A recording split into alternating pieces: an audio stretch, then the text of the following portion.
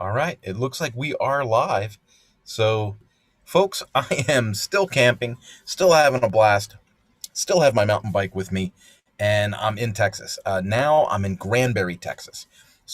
Granbury, so I was in Tyler, Texas. So, if you're looking at the map, it's on that side for you guys, right? Tyler, Texas is east of Dallas. And so I left Tyler this afternoon. Took about 3 hours or so to drive to Granbury. It's on the other side of Fort Worth.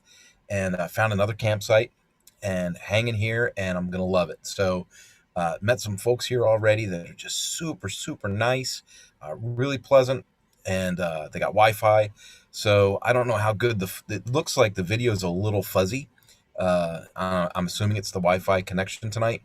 But I'm just thrilled because I wasn't sure that I was going to be able to reach out to you guys today based on accessibility to Wi-Fi and things like that. And it's worked out. So here we are, Kurt Von Annen, the Mañana no Mas morning check-in, even though it's nighttime.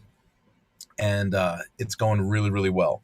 So I just published an article in the Mañana no Mas blog that's going to be part of the daily mail that goes out in the morning. If you're not already aware, I've been putting out what I consider to be value-added material since the beginning of the year. Basically, every weekday so far, I've been able to get an email out to everybody. I've given away free ebooks. I've given away articles on raising kids. I've given away articles on leadership and goal setting. And tomorrow's article is a little homespun. I just wrote it from scratch today. And scratch is in the title. And it's sometimes you got to scratch below the surface, right?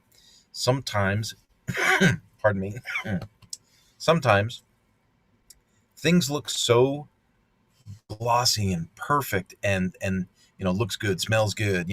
It's like people that say, oh, they have the perfect marriage. Well, nobody has the perfect marriage, right? So how do you scratch below the surface? How do you find that room for growth? And this is going to hit home. I'm going to be very transparent with you. I was consulting a power sports dealer yesterday and today. And when I first got to this dealership, I'm just going to tell you, it looks good. It smells good, right? I walked in as a consultant and went, well, great. What am I supposed to do here? Big, huge, awesome, shiny new building, new service department, appeared to be well staffed. So you start leaning, well, they already have this process, that process. What am I really going to bring to this business that's going to knock it out of the park? How am I going to knock it out of the park with this place? And that negative self-speak begins to take over. And, real leadership comes in when that kind of stuff happens. Real leadership comes in when you can pull yourself out of it quickly and figure out, how am I going to get through this? How am I going to get over this hump?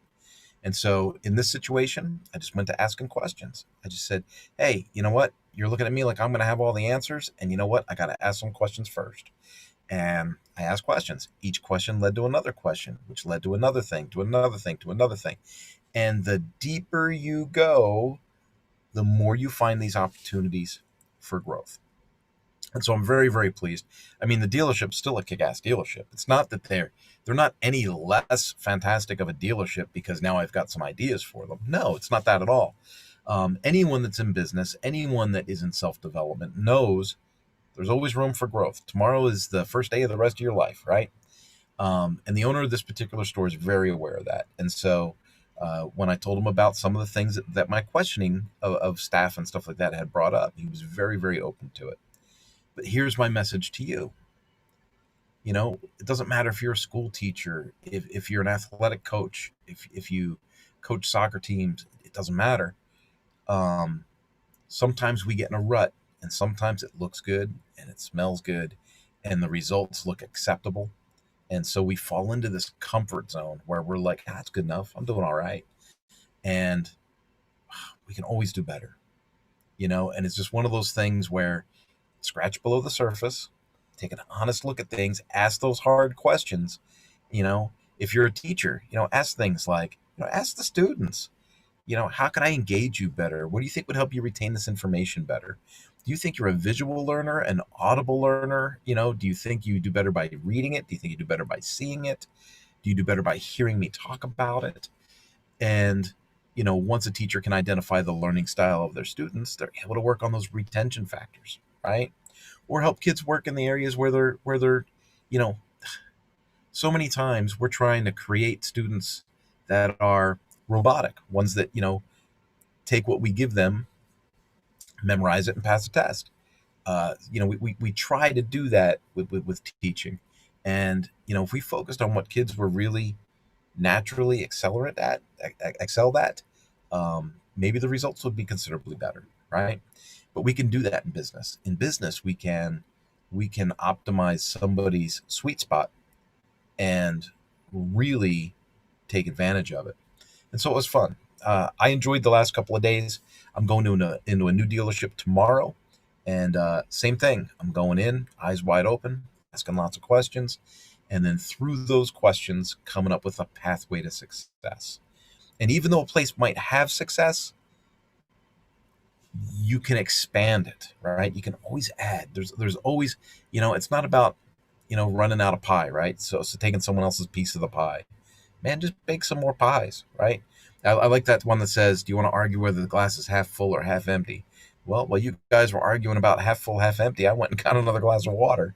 Um, those are just the things that cross my mind, and we've got to be able to think outside that box and outside of our comfort zone, scratch below the surface, and find those opportunities. So that's going to be in the email tomorrow, and you know maybe what I wrote sounds different than what I just said. So if you're on the email list and you get it, go ahead and give it a look see, and if you like it, share it. The biggest thing for me is just getting these things shared. I've been giving away this content all year because I'm thinking I'm adding value to people. And if people see value in it, it's good to go. I mean, I got an email today from a guy in the power sports industry that, really liked this morning's email. And that was kind of cool, right? It was like, all right, I wrote something, the message was cool, it resonated with somebody, and it worked. And so I'll write another one for tomorrow. So, folks, I hope you're having a blessed day. I hope everything's going great for you. Um, I know this might seem weird, me making these lives from a camper, but I'm enjoying it. I'm really enjoying getting out, space, time, peace, rest, the mountain biking, and staying out of the rat race. I didn't want to do, the airplane, the rental car, the Uber, the hotel bar. I just didn't want to do it, so I didn't, and I'm really happy I didn't. The trip's worked out really well so far. You folks have yourself a great night. Sorry that it's not the Mañana no Mas morning check-in. Turned into the Mañana no Mas evening check-in. But in any case, still glad I got something out today.